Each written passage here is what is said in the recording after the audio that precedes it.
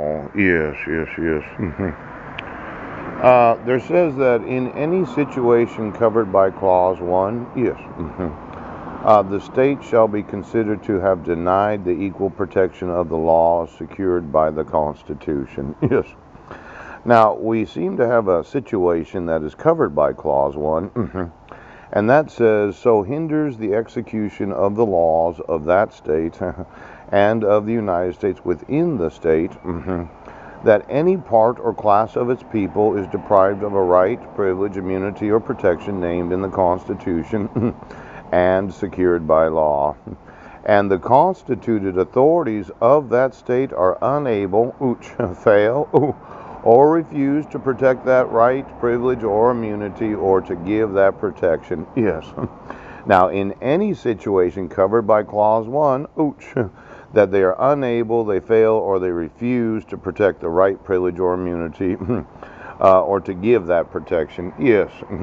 Now, we have this situation where I have documented, yes, that my rights are being violated. I had the right to have notice before court hearings. Yes.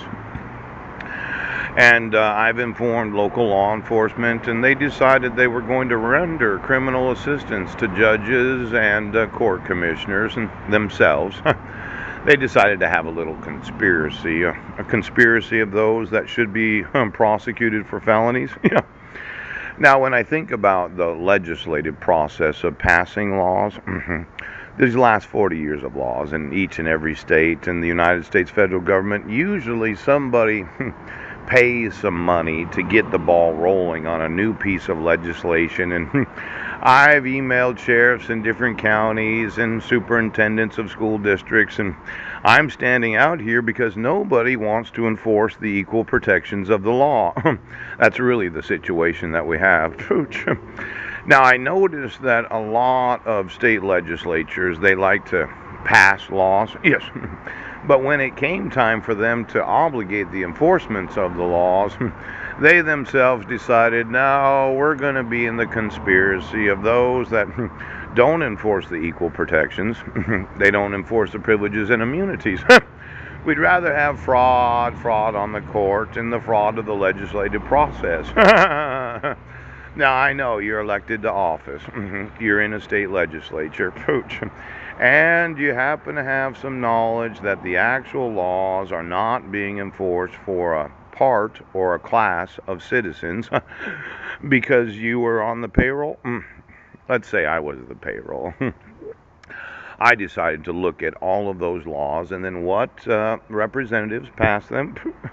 And then the senators that looked at them in the state legislatures that said, well, I think we should have this there, we should have that. And then they put it to a vote, yes. And each of the state legislatures passed some requirements necessary for judges to be able to issue court orders.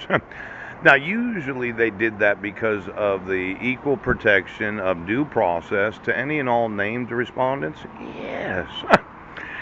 And once it was signed into law by the executive, the governors of each and every state for the last 40 years, why don't you get me the legislation that state legislatures have passed? Yes, that were voted on by those oaths of office that were elected at that time.